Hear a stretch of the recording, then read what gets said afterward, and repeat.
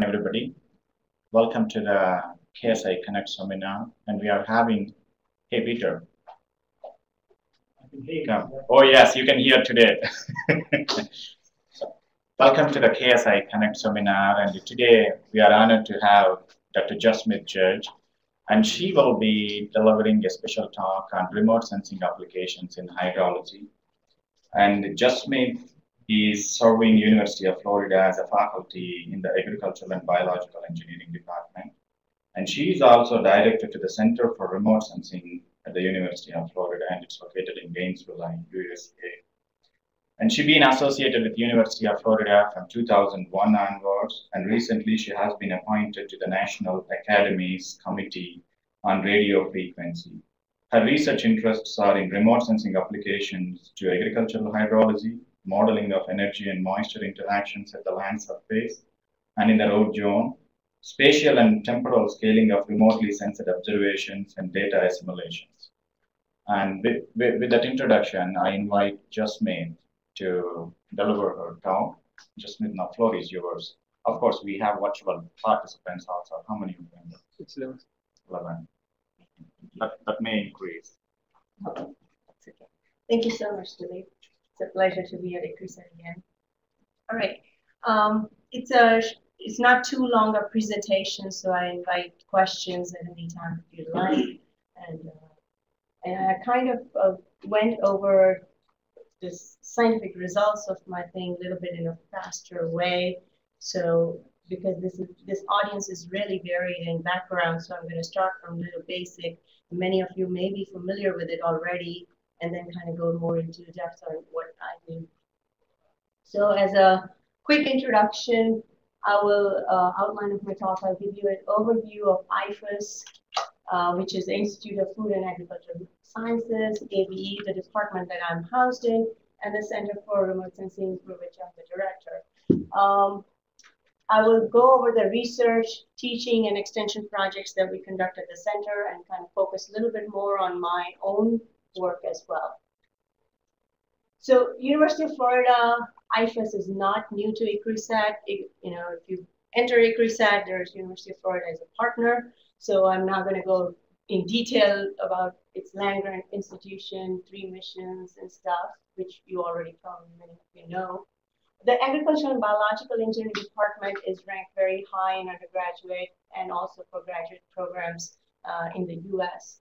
We offer degrees in 3 programs: Ag and Bioengineering, which is accredited by the college, by the engineering curriculum, Agricultural and Operational Management, which is kind of like a business degree, and also Packaging, which used to be a science degree, but now it's a packaging engineering degree. The research areas in the department include agricultural production engineering, biological engineering, post-harvest, and our major 2 focus areas in the department, in addition to the ones I mentioned, are land and water resource engineering, which is very well known, and modeling and decision support systems. And these 2 programs have very significant collaborations with ICRISAT. And remote sensing kind of cuts through both of them, but because of my expertise in modeling and decision support systems, I kind of put that in under modeling and decision support systems. Center for Remote Sensing is pretty interesting. It's a unique center. It was established in 1997 by an endowment from International Commission on Irrigation and Drainage. Their Chinese type of committee. Essentially what they did was many irrigation associations put a lot of money together and gave an endowment to University of Florida IFAS to house the Center for Remote Sensing. And part of the missions for the center mirrored the missions of course, IFAS, because it's housed under IFAS as of now, research, teaching, and extension. So as a research mission, the Center develops new tech methodologies for applications in remote sensing, GIS, and GPS in agriculture and natural resources. This is like an overarching mission, and so it's a pretty broad umbrella, and a lot of things can fit into it.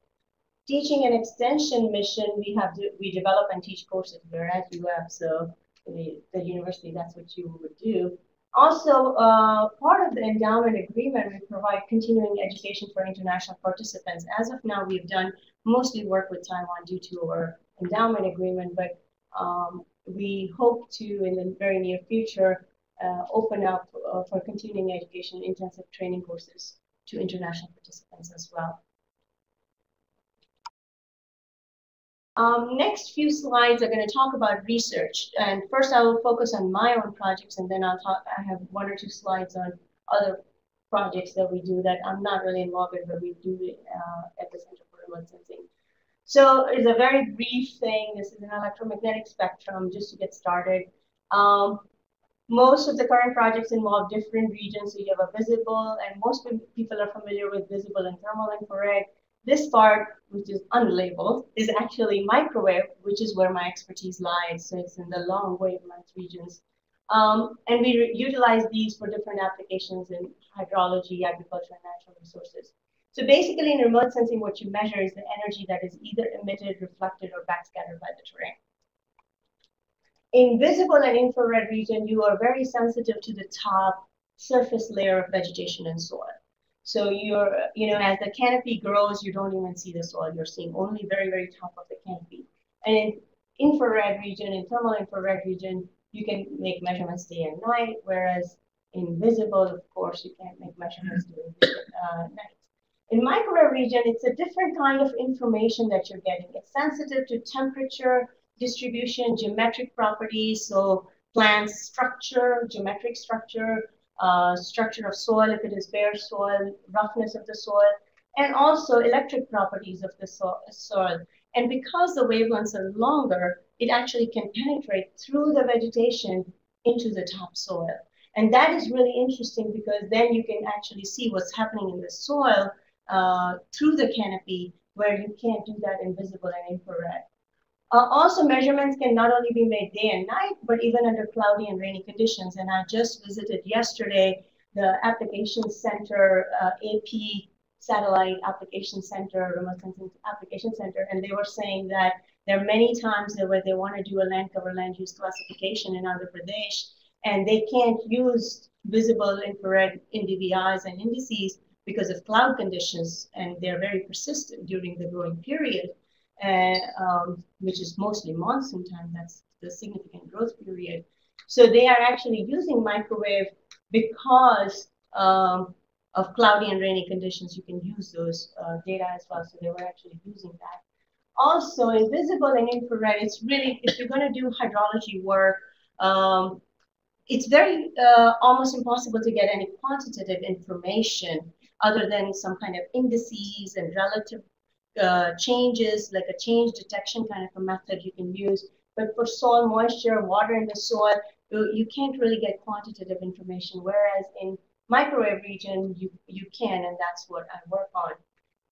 So there are 2 kinds of microwave systems. One is a passive system, which is just a receiver, it just sits there. It's kind of like, in a visible, you can think of it as a camera without a flash. And it basically senses the terrain. So here's my version of a corn crop. And it gets some reflections from their emission from the terrain. So it just receives energy in whatever wavelength you've designed the instrument and adds them all up. So that's what it measures.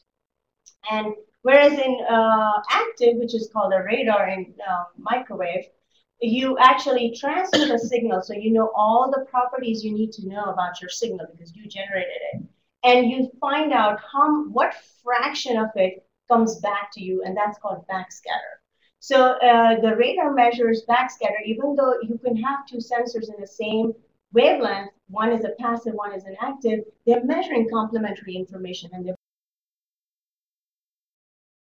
both are very sensitive to similar things, but they are giving you different information. And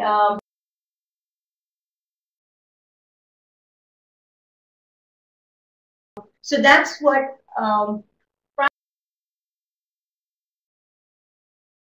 primarily the basis for my research in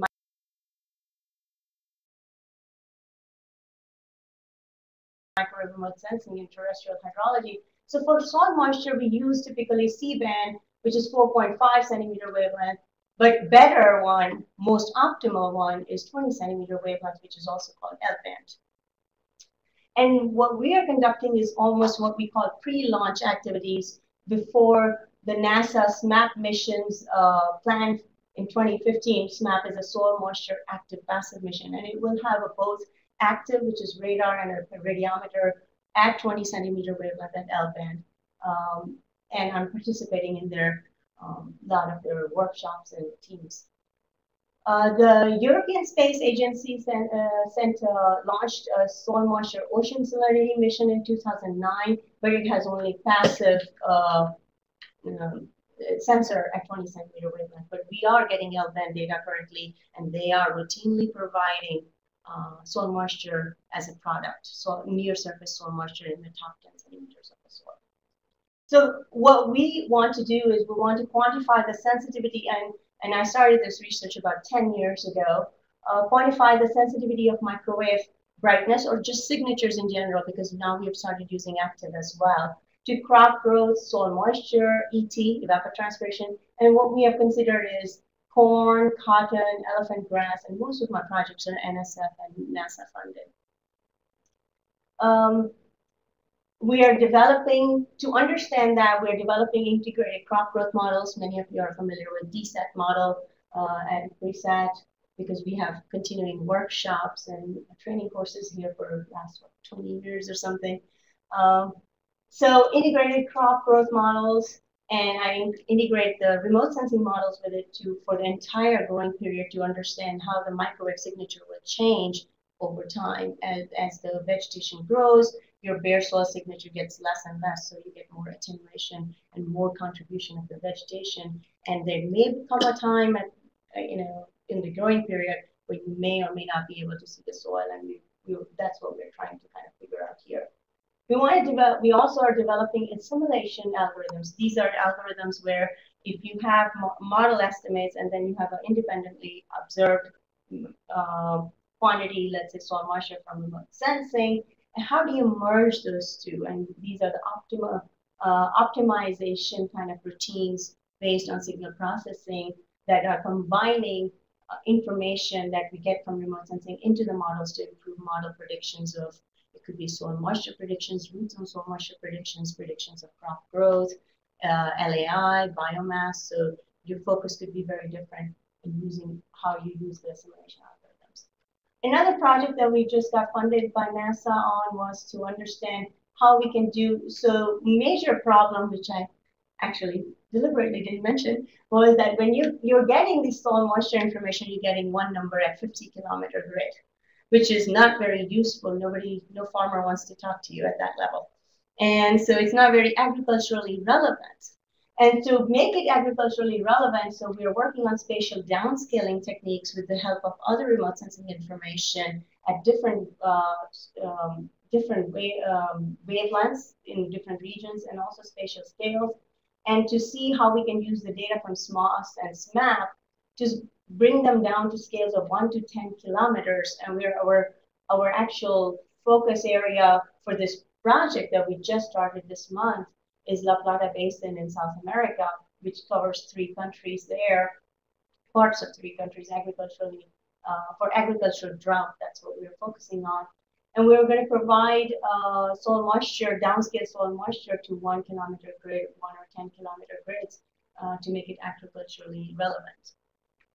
And so when I first came to UF and I had all this stuff that I wanted to do, the problem was that in our community, there were just no microwave data available that had very strong crop growth observations at the same time and concurrent soil moisture, because hydrologists don't really talk to crop modeling people don't talk to remote sensing people, nobody really talks to each other. So this really required extensive field experiment that was very highly interdisciplinary. And that's what I really focused on over the last 10 years, is to develop sensor networks and sensor stuff where a lot of the different communities have used our data with confidence, because the crop modeling people have designed, agronomists have designed our vegetation sampling protocols, and so hydrologists have worked on our protocols for doing moisture sampling and stuff. So it's really useful for all the community, and people have used them for classes and stuff as well. So what we call the microwave water and energy balance experiments, these are series of season log experiments, so bare soil to harvest. And we have a 9-acre field, which is about 20 miles, so to 40 kilometers roughly south of the campus. So it's in a different county, but it's right there. And our soils are very, very fine sand. It's like 90% sand. So it basically can just hold a plant. You need to give it water and a fertilizer. All sand does is just hold a plant for you. And we did it for corn, cotton, and elephant grass. So they vary in their growing cycles, and some of them are much more tedious to conduct experiments on than others. We have L-band passive sensor here and a C-band, which is to 4.5 centimeter wavelength, and we have a radar. We have 4 wells.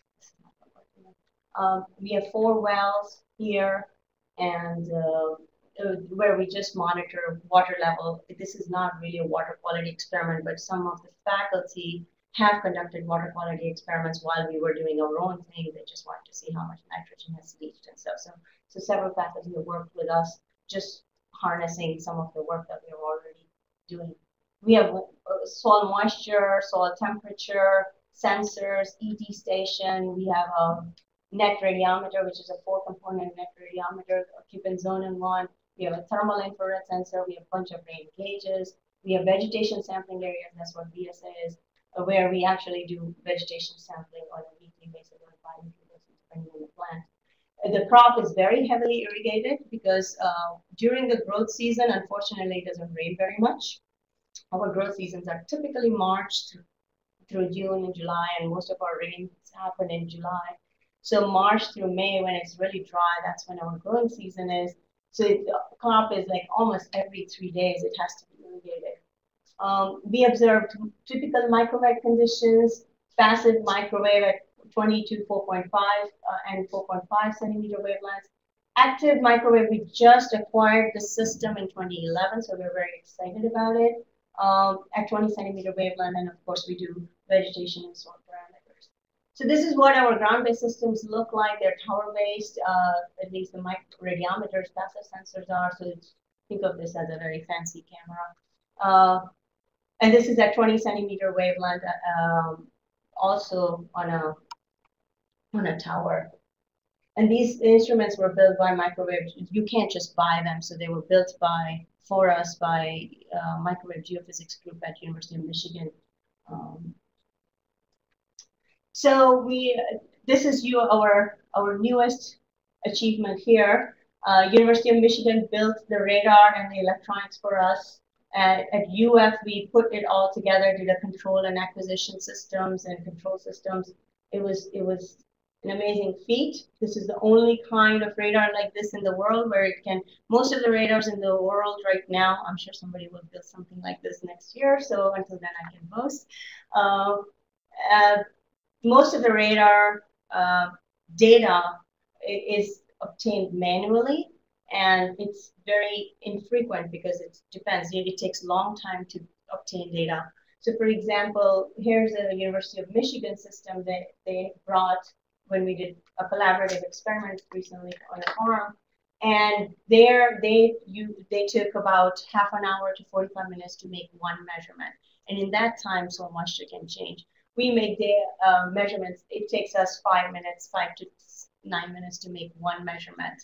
And so we can take measurements every 15 days, and it provides incredible temporal density of data that you can really do soil moisture applications with it. I'll show you some example of data there.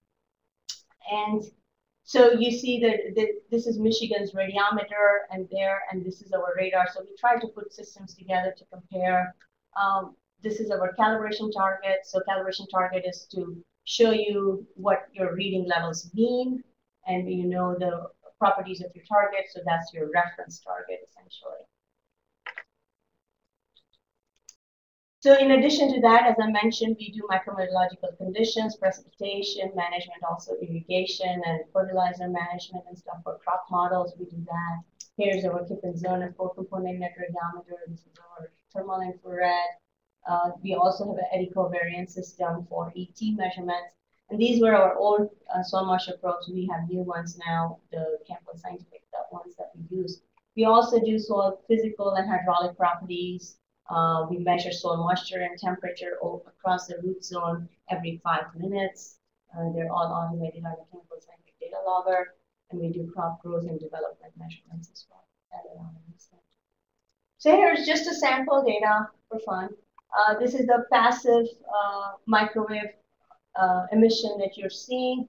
And the top one, the red one, is at 4.5 centimeter wavelengths with a shorter wavelength. And keep that in mind and compare that to the L band, which is a 20 centimeter longer wavelength. So as the plant grows, you see you are not very sensitive to moisture changes, whereas even with a fully grown sweet corn canopy, you're still, every drop that you see is a soil moisture increase. So every time it rains or irrigates them, it goes really far down. And you can see sensitivity is high in bare soil periods, and as the canopy develops, the sensitivity gets lower. But in C band, there is still sensitivity, but not as much as L band.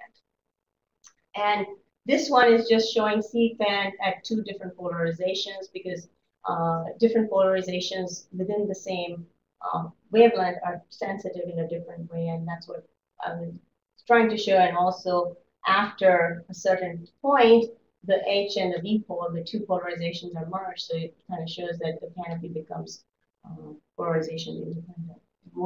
This also shows that most of your signal is coming from the canopy, and that's all it's seeing at C band, which is 4.5 centimeters. So our radar data, this is data is taken last year, late last year, day of the year 200 to 255, and it shows information every time you have soil moisture increase. You do have a jump instead of a dip like we had in microwave in the passive sense. And we see the polarization differences as well a little bit. And this is a very new data set, and this season we did something else as well. And we're still trying to understand and calculate the sensitivities and stuff for this data set. So this is very new to us. And we have soil moisture and soil temperatures at different depths as well. So this was just an example. We have LiDAR measurements during some experiments with the ground-based LiDAR, and that can provide you the canopy height, and it was just a ground-based LiDAR, so it was very close. And also the row distances and stuff.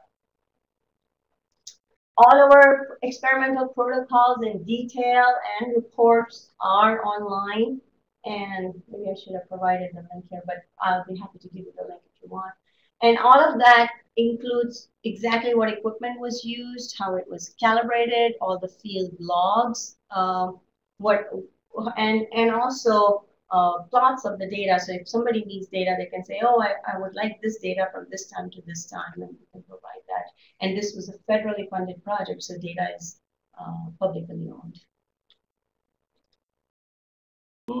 So what do we do with this data? These next slide or 2 are just examples, very basic examples of what we would do with such a data. And this is work of Peng Liu, my student, working collaboratively with people from the University of Michigan, and his paper just got, this paper just got accepted last week or something.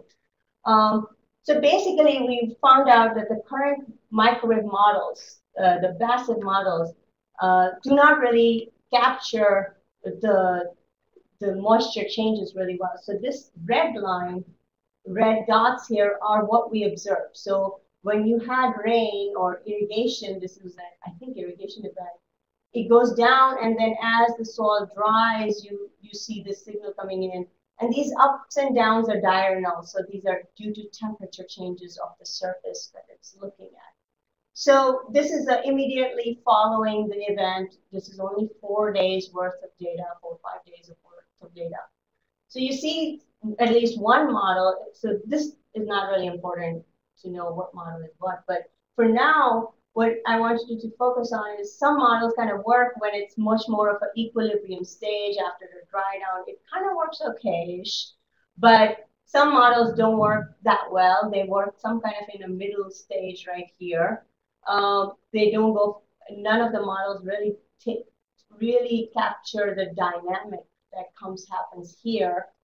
And this is at C-band, and the L-band is even worse. And remember, it's 20 centimeter wavelength, it's worse. So these are not just some random models. These are the state-of-the-art models. These are the models that SMOS people and SMAP people will use to retrieve soil moisture. So what we are saying is, in this case, your soil moisture values that the SMOS data and the SMAP data will provide are going to be completely garbage. And actually, they have a rain flag. So during the rain event, so extreme events is when a hydrologist is really interested in the data. And this is when we can't provide the data to them. So that's what we worked on, how to improve the models and stuff. And this can happen because we have multiple seasons of data and we see the same trend. So it's not just one time we found the models don't work and other times they do. We consistently see this problem. Another thing that we're doing is we're also comparing the active model. So this was a paper we published with my postdoc, Alejandro, who's now a faculty in Mexico. And we compared different models, formulations for active. And at that time, in 2010, we knew we were going to get the radar, but we didn't have the radar yet. So we went ahead and did a model comparison, and none of the models agree with each other. And we don't know which one is right, which one is not right. So now that we have new data set, we're going to do the comparison and see and improve these models as well. And these are the current models that people will use for SNAP as well. So those are some of the things that models can allow you to do. And we have done data simulation work, which I haven't shown in the interest of time. So that was my story. This is, we have a new postdoc, Sherry Fu. And she is working, she's an expert in GIS systems and partly a little bit in remote sensing. So she's working with Dr. Reza Ehsani, who's located at the Lake Alfred Center, Citrus, to actually work on monitoring turf grass with a UAV that he has, kind of put together. And investigate the spectral reflectance. So the idea is, golf course industry is really, really strong in Florida. And if they can afford this, then they don't have to go scouting all over the golf course for this. They can have periodic scouts with this, and we can see whether they can find out any kind of nutrient or water stress areas where they can manage differently. So we just started this project. We don't have any results with that, but we are working collaborative with people and environmental horticulture. So that was some of the research stuff. The teaching and extension part of it, as I mentioned earlier, we teach intensive course, and right now what we do is we teach a course which is anywhere from 2 to 4 weeks long, depending on whether the people who are there are more students or more managers. So we kind of cater to different kind of audience. Includes field trips and all that stuff, and we have a hands-on project as well. And of course, we teach you have courses, and 2 of the courses are the ones I designed, and I teach them as well. The other highlight of our teaching and extension kind of a program is the NSF Research Experience for Undergraduates, which is an REU program funded by NSF in water resources. And it's the only REU at NSF that integrates research and extension in hydrology, truly integrates it. And it is a distributed REU. That means the students are not co-located. And one of the biggest concerns that NSF has for its REU programs is a cohort building. And this was a challenge. If the students are not co-located, how are they going to build a good cohort experience? And our argument to this was that down the line, more and more scientists from across the nations will have to work together for answering more complex problems and finding solutions. And so students do need to be trained to work with people who are not physically located together with them. And also we provide cohort experience through cyber infrastructure, log sites and stuff. So the program is highly interdisciplinary. We have different projects in water quality, precision agriculture, remote sensing, biosensors, nanotechnology. So it's all over the place. We have 8 students for 8 weeks. This year was its 3rd year. We have had 160 applications from 131 institutions. This is restricted to US citizens and permanent residents only because of NSF requirements. We have had 15 students. Now we have had 20 24 students, 26 students, including this year. And we have students are expected to participate in conferences, present posters, and these conferences are not the ones they have like an undergraduate section and they present their research. They present research with other colleagues that are, for example, my colleagues that are presenting research as well. And one of them, two people actually got best presentation awards because one just got last month. 8 have graduated out of these people, and 4 have gone to grad school. 3 have become research scientists, and 1 has actually joined Peace Corps, and he is teaching science and math in South Africa. So very varied interests, very different kind of people coming together. So this year we have a pilot enhancements just to try it out for 2012. One is we increased the student numbers, and this year we have, instead of 8, we have 11 students. We added an international component that was funded by UF, so that was not funded by NSF, and we just added it. And 2 students under this program, I sent 2 students to conduct research in water quality in watersheds here in near ICRISAT, and their mentor was Dr. Sarawat at ICRISAT, and I can't thank him enough for donating his time for 6 weeks to really mentor these students very well. This project, we were kind of concerned because they are coming here for 6 weeks. We expect them to really conduct high quality work that is publishable in terms of a poster presentation and, kind of get used to the new culture, so to speak. And we had all similar concerns. We prepared the students really well. Starting March, April, we started preparing the students for June visit. So they were well prepared, and we were very surprised that it was such a positive experience on both sides, and given this such a short time. So given this great success of this year, we anticipate formalizing this year's success during the renewal. So the renewal is going next month for next 3 years, and we want to also leverage the new bioenergy collaboration that UF and ICRISAT have been funded for. The funding hasn't come through yet, and it is expected to come through in October, but we can still leverage that because it's going to happen, and they have accepted the proposal and stuff. Also, another thing we wanted to do was, it was in the past 2 years, it was restricted only to our department, and that's very traditional for our REA programs. Students come to one department, stay in a department, different faculty work with them. And this year we wanted to include other departments because we do want to be truly interdisciplinary in water resources. So to provide that interdisciplinary perspective, the mentors were from Soil and Water Science, and Dr. Mala who is from Soil and Water Science Department, and another professor is from horticulture who's also mentoring another student down in Lake Alfred, Florida. So we kind of included all these enhancements to see how this year's works, and it had worked really great. And so the next 3 years funding, we're expecting ICRISAT and UF to have much more closer collaboration, especially with student exchanges and student programs. This was kind of like a brief overview of what we do at the Center for Remote Sensing in general and some of the research projects. How did I do? Too fast? Too slow? No, you're okay. All right. Well, thank you very much for your attention, and I'll be happy to take any questions.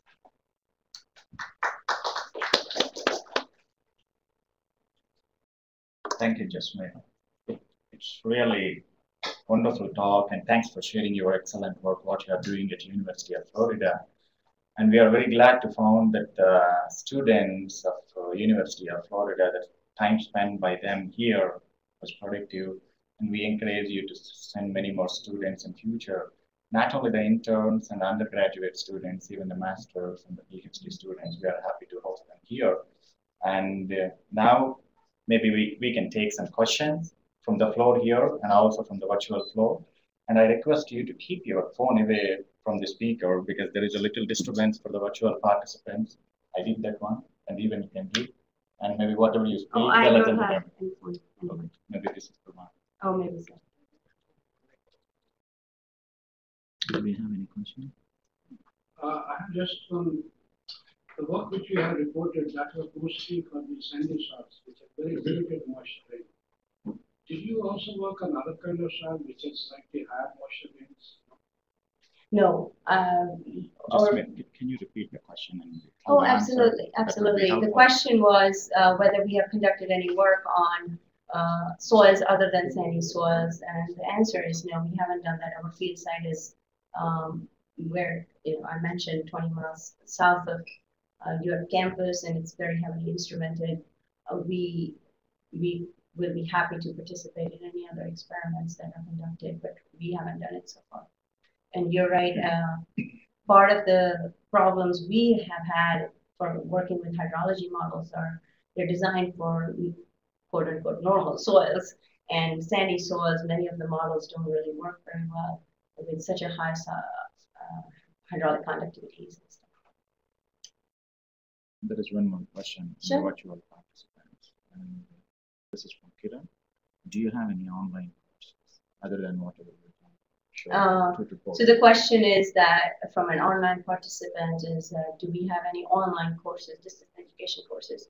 As of now, we don't, but we do plan to have some of the remote sensing modules in the future for distance education, but mostly they will be modules, not full-fledged courses. Any other questions? Thank you very much for excellent seminar. The first part, being an entomologist, very difficult, it's complicated. The second part, we do get a lot of pests in our field. Yeah, and you mentioned the GIS used in water management, pesticide management, fertilizer management. How your microwave technology can we really detect by using microwave? What type of pests are there in potential government or something like that? I think some of the SMAP applications work. What they're focusing on is mostly understanding soil moisture will help us understand vector transports and disease transport. So if we can map some certain waterlogged areas, we know those are known mosquito breeding grounds. So for example, there have been projects in Kenya where they have marked wetlands, but they are seasonally inundated wetlands, so they can see the extent of the wetlands go up and down, and from that they can infer indirectly the mosquito population and hence the disease impact and control of that. But as far as identifying pests, that won't happen. But most of the time, through soil moisture conditions, indirectly you can infer whether you will have a pest problem of a particular kind that's known in that area. What depth can you need to top 10 centimeters in normal agricultural soils. In really dry soils like of deserts, you can go down to meters and meters. But agricultural soils are not that dry; they're kept wet for plant water uptake and stuff. So it can vary. So if it is just irrigated recently, it won't even see 10 centimeters, it'll see only top. So as the moisture decreases, you can see more and more deeper. And I think you can go up, maybe up to 10 centimeters. Sometimes you can go to 20, but I would not say that. No, I think it'd be up to 10 centimeters. And so when you do any kind of root zone soil moisture work, which is what is of agricultural importance, you have to use some kind of a model, like a crop model, and improve the top, and then the improvement in the top gets related to the root zone improvement through the model physics. Oh yes, it's the latest, greatest. How long is it going to take to make it practical? Oh no, some of the people are actually once SMOS has gone up, and we are already getting soil moisture information from them from top 10 centimeters. And yes, it is not 100% accurate, but it's giving us global coverage every 2 to 3 days, and for the most part, it's very good. And before we had no information. And as we improve our techniques, we have the data, we have the raw data. Even if the retrieval methods are not quite 100% right now. We can always go back and improve that. So we have brightness data, we have moisture data, we are getting moisture products that will continually be improved. And now we're going to get a little better 10-kilometer product from SMAP starting 2015. So when you say, when can we start doing the applications, we can do it now. And our application process will get better and better over time as we have more and more information and understanding. But we are doing as best as we can now. Cost is going to be important. Well, we have free SMOS data. It's free. SMOS data and NASA data are free globally. So we can. So when I went to the application center at AP, that's what I was thinking. They're trying to put in situ sensors, and I was encouraging them to put soil moisture sensors along with them, and they're planning, I think, 80 soil moisture sensors right now. And just so that, we have SMOS data that we're getting, and if they can distribute that, and we can see through our spatial upscaling and downscaling scheme, whether that data that we get from SMOS is valid for this region, can we use that data? So I think we can start working on those things as soon as we can. I don't think we have to wait to this bright, day in future 10 years or something when everything is 100% perfect. So we will continue to improve. Just you mentioned in your talk, like since these are the federal funded projects, so you see the data sets, whatever you produce as international groups. Mm-hmm. So how do you make these data sets available to the global community here? How they access these data sets? Do they have to have any kind of understanding? Well, this data is publicly owned. Oh, repeat the question. Okay, sorry, I'm still not in the habit of this. But the question was how, if somebody is interested in our data set, how do they go about obtaining it? So far, most of the requests have been from the colleagues that I go to conference with, so they knew what kind of data we had and they wanted to use it for a class. They asked me, and we gave them a zip file. So it's not a downloadable kind of a system as of now. And also, we also ask this people when they use data, we kind of would like some either co-authorship or acknowledgement, depending on how they utilize the data and whether we are helping them analyze it or if they're just taking the data and doing their own thing.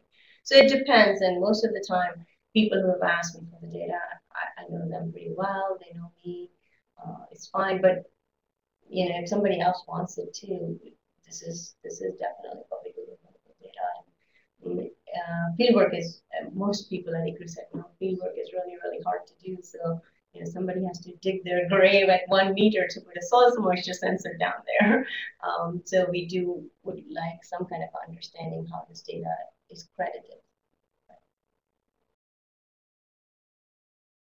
Yeah, this one is lingering in my mind, but I don't want to go to my office without asking this question. When I saw your seminar title, Hydrology and Remote Sensing, really, that attracted me to the seminar. And in particularly the dry tracts of Andhra Pradesh or in India, so people look for underground water. Yes. Is there any good technology, the high probability? Yes. High probability, but if I say, okay, go ahead for a borewell here, 50-50. Maybe, if they're lucky, get it otherwise. But is there any technology, GIS, to find underground water source with the 99% or 95%, even 90% probability? So there are two ways I can answer this question. One is there's GRACE data set available from a GRACE satellite, gravity recovery mission. And what that gives you is changes in terrestrial water storage at 250 meter resolution monthly. So it doesn't give you what you're asking for. So that's why I'm kind of dividing it into two parts.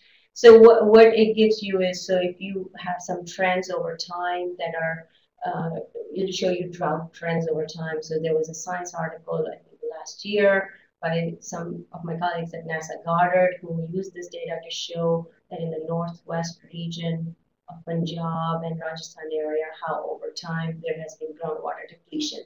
So they do terrestrial water storage changes, which is related to groundwater. And the other part that you're asking, I think most of the ways I can think of doing that is using modeling, groundwater models or hydrology models that have groundwater in it, do a water balance at a watershed scale in the region, and then put it in a GIS context so you will know at what spatial extent where the water table is. And then you can get a better understanding of where to put your well. And I think that's doable. But that does not include a lot of remote sensing data sets. That's mostly hydrological modeling in a GIS context.